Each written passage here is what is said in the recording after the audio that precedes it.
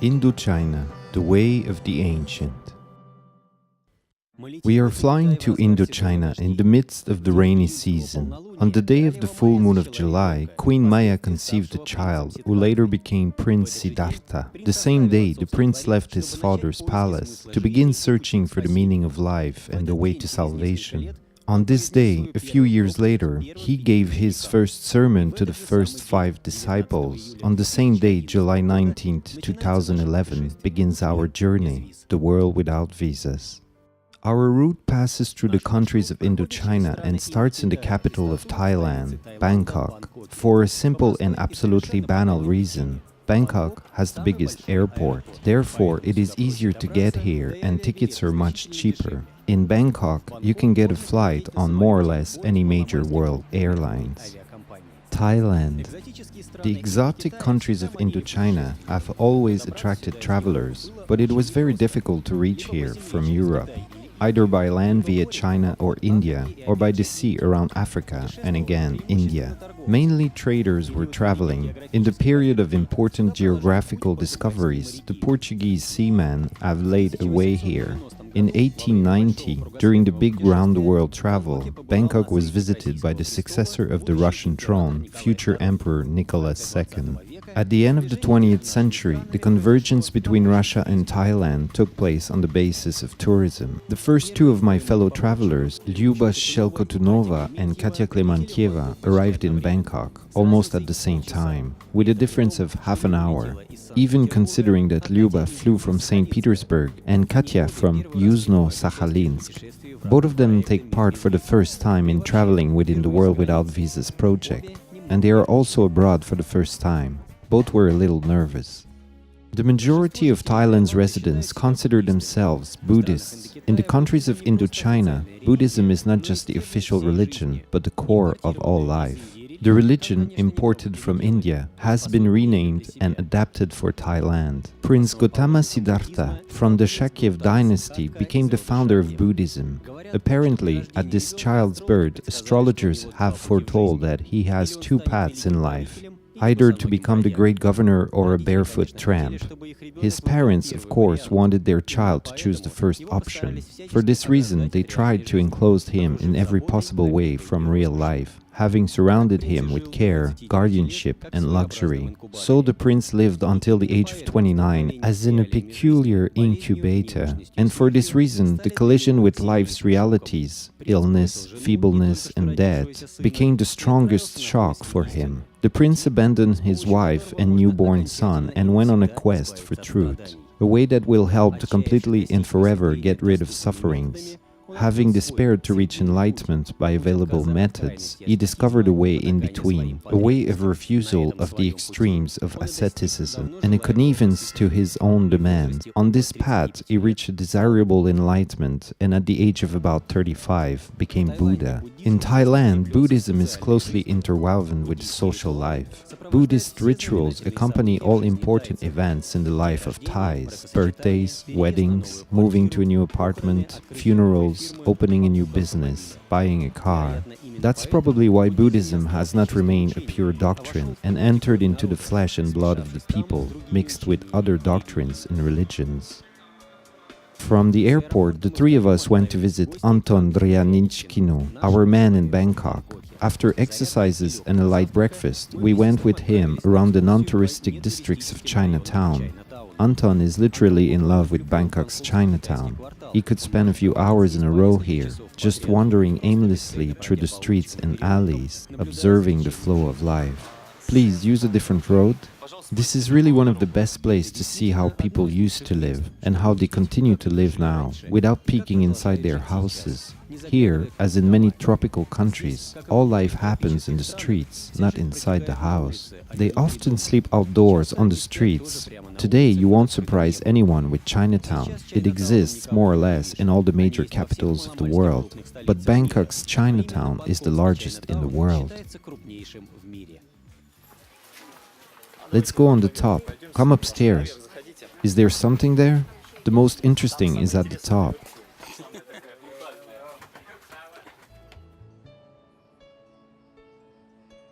Thai people have a saying, to be a Thai means to be a Buddhist.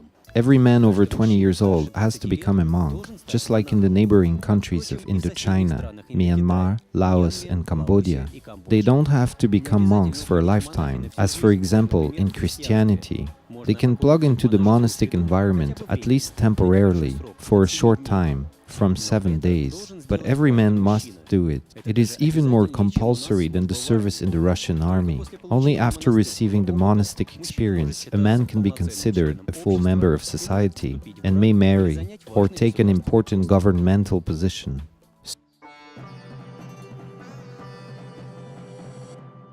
Strictly speaking, it isn't absolutely true to call Buddhist sacral constructions temples. A wat is a complex of buildings surrounded by walls or stupas. Wat is an especially esteemed and protected place, the center of public life, both in villages and in the cities. It is the place of worshipping of gods, national religious holidays, and the center of religious training and education of the younger generation. The wat are usually constructed in commemoration of the crowning of a new king, a victory over the enemy, or for the purpose of improvement of karma. In 1782, the general Shakri, the founder of a new royal dynasty, liked the place where the fishermen's village stood. Here he constructed the royal Wat Phrakeo. Wat Phrakeo stands as a classical example for the Thai Buddhist temples, a free mixture of Buddhist and Hindu symbols, decorative effects and bright colors. Broad application of stained glass windows and ceramics are characteristic of the style. Practically all temples in the 19th and 20th centuries have been built in this style. Only 56 kilometers to the west of Bangkok, in Nakhon Pathom, there is the oldest Buddhist stupa of Thailand, Phra Pathom. The legend says that when Buddha died, his pupils were in a grief and despair. His best pupil, Anand, asked the teacher if it would be possible to immortalize him. Buddha answered, "There is no need to immortalize me, but the doctrine." However, the pupils insisted. Then Buddha gave them a hint, to put over his ashes, after his cremation, a small hillock of the earth. Just the same kind of mini barrows began to appear over the remains of the closest Buddha's pupils. In the rain seasons, they were quickly washed away. To protect barrows from destruction, they began to surround them with stones. They made bases and pedestals. This is how the classical form of a stupa and its separate initial elements was gradually created. From the stupa in Nakhon Pathom, we went towards Kanchanaburi by bus. We wanted to pass by the Death Road. It is famous for its battles near the Pacific Ocean during World War II. The most impressive engineering construction on this road, the bridge through the Kwai River. The labor of 60,000 Australian, American and English prisoners of war was used in its construction. By means of heroic efforts and slave labor, in October 1943, the road was completed and open for the traffic. But in 1944, the bridge on the Kwai River was destroyed by the English aviation. It was restored after the war, mainly as a memorial to those who died during its construction.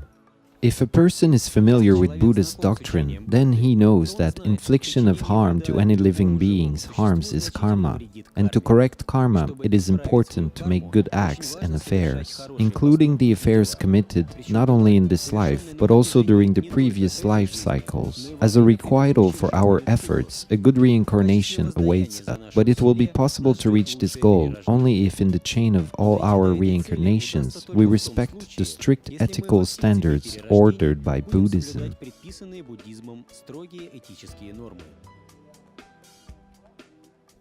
We are leaving Bangkok, but this time not to the west, but to the south, to the coast of the Thailand Gulf. The train to Prachuap Khiri Khan leaves from the main station.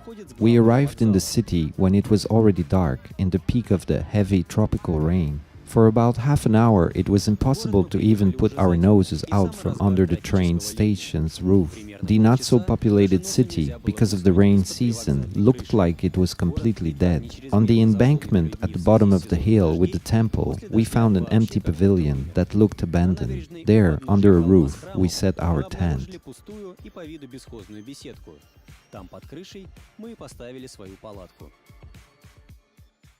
From the point of view of the supporters of Theravada, the achievement of nirvana is a long and difficult process, requiring enormous efforts. This can only be done if a person is completely free from worldly occupations. It is necessary to devote the whole life to one purpose, to reach enlightenment.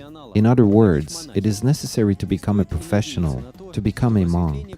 It isn't possible to hope that the enlightenment will occur immediately, or at least very quickly. The enlightenment has to grow ripe, slowly but surely. After acquaintance with the monastic way of Buddhists, we returned to Bangkok. 4 more fellow travelers joining us on this trip arrived from Moscow. Yuri Sprezitsky, Sergei Chernyshev, Vitaly Melnichuk, and Viktor Lyamyshev. What are your first impressions of Bangkok? The first impressions got given that they wouldn't be the last ones. Generally, it is not really hot, it is very comfortable. We feel like staying here longer, and at the same time, we want to leave from here soon. Cambodia. Cambodia, one of the most mysterious and exotic countries of Asia. In the territory of this country, in ancient times, there was one of the most powerful and advanced civilizations, the civilization of Khmers. The empire of Khmers has reached its blossoming between the 9th to the 13th centuries AD. The city of Angkor was the capital of the empire. After the fall of the empire, under the pressure of the Thai tribes, the capital was transferred to Phnom Penh. It still remains in this city, on the bank of the Mekong River. It still remains in this city, on the bank of the Mekong River, but ruins of the ancient capital, of course, are of the greatest interest to tourists. Angkor, the most popular tourist site of all Indochina, the archaeological complex of Angkor occupies the approximate space of 320 square kilometers. The easiest way to see everything all at once is to rise in a hot air balloon. The most difficult and time-consuming way, to go around by bicycle. We have chosen an intermediate option, to pass along a standard route on a motor rickshaw. Any excursion on Angkor's temples begins with a visit to Angkor Wat. It strikes with its huge size and full symmetry to all 4 sides of the world. Even the name of the temple means the city temple, that clearly describes its scale.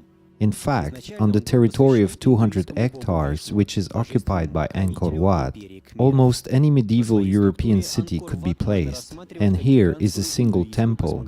Initially, it was devoted to the Hindu god Vishnu, the divine patron of the empire of Khmers.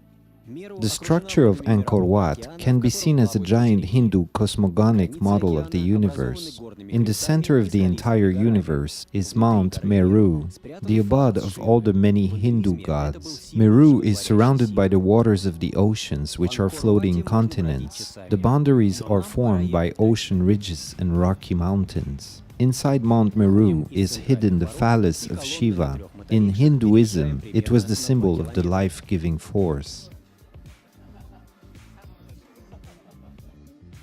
In the 12th and 13th centuries, in Angkor, there was a peak of construction activity, coinciding with the peak of power of the Empire of Khmers. The daily program is finished. It is possible to relax, meditate, or just sit on the warm stones to relax the tired feet. Tomorrow, we will be on our way again. We go to Laos. Laos.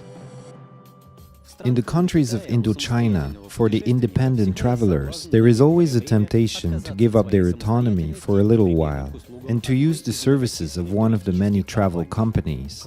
In addition to standard tours, these companies always have a huge selection of tickets to all the popular tourist destinations. Of course, any place can be reached by public transport or by hitchhiking, but tourist buses are more convenient, faster, and cheaper.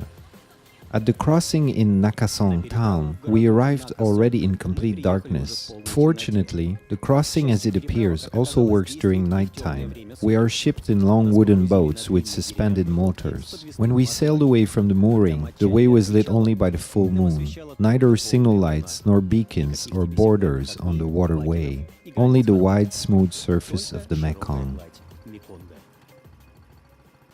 Mekong, one of the greatest rivers of Asia and the biggest river of Indochina, extends on 4,350 kilometers, from Tibet to the South China Sea. Interestingly, the widest part of the river is not in the mouth, as usual, but near the Laotian-Cambodian border.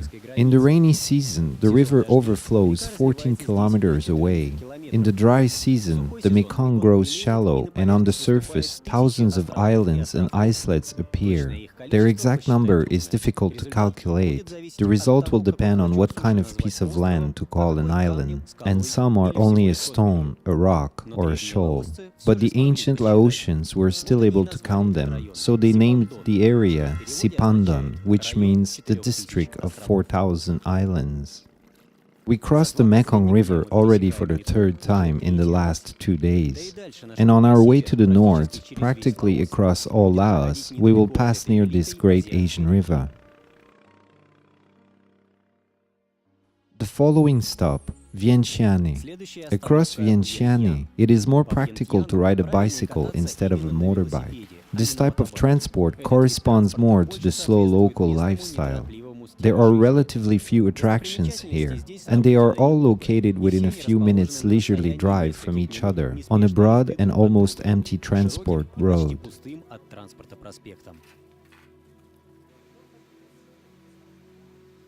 Laotians say that the whole essence of Buddhism is presented in a summary on plates with the description of the main Buddhist virtues attached to 30 stupas, 3 human-grown high, standing at the base of the second tier of Tat Luang. However, for Laotians, Buddhism is not an abstract religious and philosophical doctrine, and is not a set of rules of morality.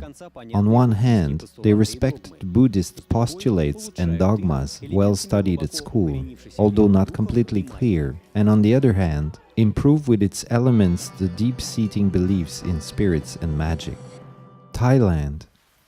In Thailand, the state religion is not just Buddhism, namely Theravada Buddhism. The supporters of Theravada consider themselves followers of the initial orthodox Buddhism. They try to keep the teachings of Buddha in its original form. This orthodox setting is also manifested in the architecture. There are no experiments and modernist style. All new temples and monasteries are built in full compliance with the ancient samples. In appearance, it is almost impossible to know which temple was built 500 years ago and which one was built just yesterday. But in recent years, life became so dynamic and swift as the followers of Theravada became not so orthodox anymore. Though in general they continue to adhere to classical samples, in certain places they also allow experiments with the form. The most striking example of the modernist style in the construction of Buddhist temples is the well-known White Temple, built in 1997. According to the artist, white symbolizes the purity of the Buddha. The bridge leading to the entrance of the temple symbolizes the transition through the chain of rebirth into nirvana. The outside of the temple and the bridge are decorated with sculptures, curls, and stalactites. Modern Buddhists believe that karma is more important than the comprehension of truth, paying attention only to the observance of the commandments and good deeds. The construction of monasteries, stupas, feeding of monks, and offerings to Buddha's statues. Although formally none of the Buddhists would deny the importance of meditation, the number of actually meditating monks in Buddhist monasteries is no more than in the student campuses of the Western universities. Those monks, who nevertheless want to be engaged in the not fashionable business of meditation, have to go to monasteries in which there are special meditation centers. In Buddhist meditation, there are two inseparably connected parts: samatha, concentration, and vipassana, enlightenment. A unique technique is developed for each of them. These techniques are usually taught in the forest monasteries, in individual and group meditations. 60 kilometers before reaching Chiang Mai, we looked at one of the most famous monasteries in the province, Thawat Phra Sichom Tong Tief Viharna. Founded in the middle of the 15th century, this monastery is famous for its huge collection of bronze Buddha statues. The founder of Buddhism was an advocate of simplicity and utility. He preached that the most important thing in life is not to become attached to material things and to be engaged in your own salvation. From his point of view, the only way to achieve nirvana is to work on your own consciousness, which is stirred up by passions, and performing good deeds.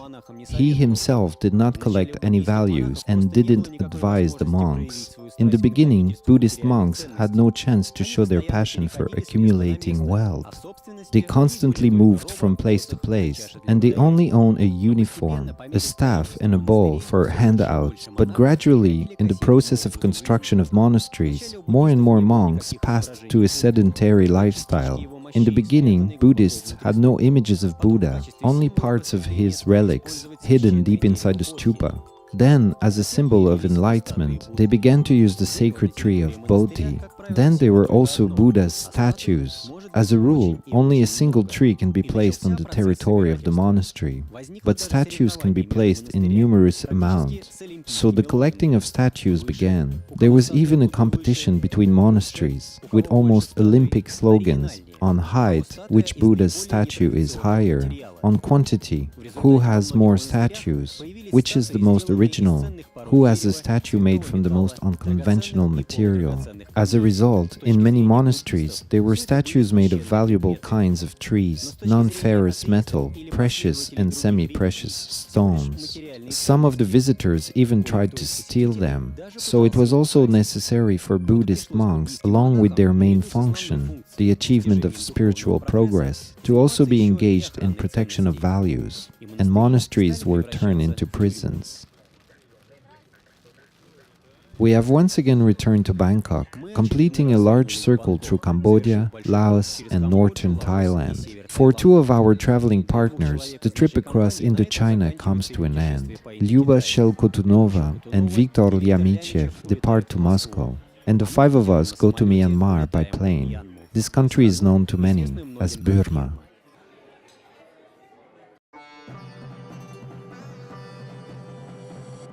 Approximately 25 kilometers west of Moniwa are the famous Po Wing Dong caves. We are going there. Ferries depart from the central promenade. Locals, together with trunks and motorcycles, are transported on them from one coast to another. But for foreigners, there is a special ferry. Actually, they are the same wooden boats, not different from boats for locals. The only difference, only foreigners are transported by them. The Po Wing Dong caves are not created in mountains, but in big hills of soft limestone. According to archaeologists, people lived in local caves from time immemorial, since the Stone Age. The same caves were chosen by ancient hermits and saints. When Buddhism came to Burma in these caves, the first Bhikkhu Buddhists were engaged in meditation.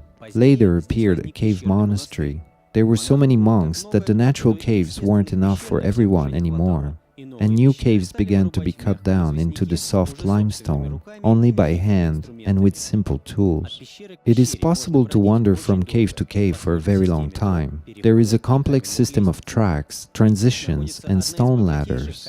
After all, here is one of the richest collections of murals and statues, not only in Myanmar and Indochina, but also throughout Southeast Asia. Myanmar. Only a small part of the Shan state is open for tourists, the triangle between Pindaya, Kalo and Inli Lake.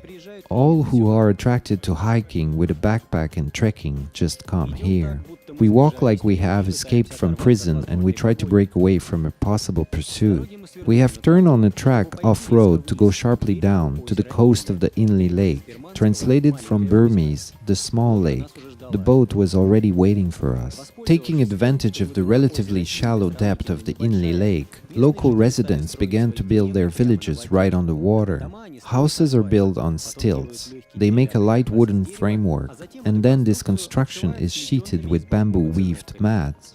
According to the teachings of Buddhism, in order to get rid of suffering and attain nirvana, you have to follow the Noble Eightfold Path. The first stage, a proper understanding of the Four Noble Truths of Buddhism. Only after this understanding, there is a determination to limit their passions and desires for the sake of liberation from suffering and to achieve nirvana. Righteous determination leads to righteous speech, to tell the truth, not to speak evil of anyone, and not to wish evil. The righteous words generate righteous deeds. The righteous deeds lead to righteous living, not to bring harm to the living. Righteous living, a source of righteous thoughts, thoughts customized just for good. Righteous thoughts generate righteous intentions. Spirit governs the flesh and not vice versa. Righteous thoughts contribute to righteous contemplation, the ability to focus and control the inner life. Following the Noble Eightfold Path, any person will be able to find truth and attain nirvana. The path is well known and described by those who passed through it, starting with Buddha and his closest pupils. But to follow this path until the end is very difficult. Do the modern residents of Indochina manage to complete it? Retaining the former power in religious buildings and churches, today Buddhism is still in decline. In 2 weeks, we have made a full circle across Myanmar.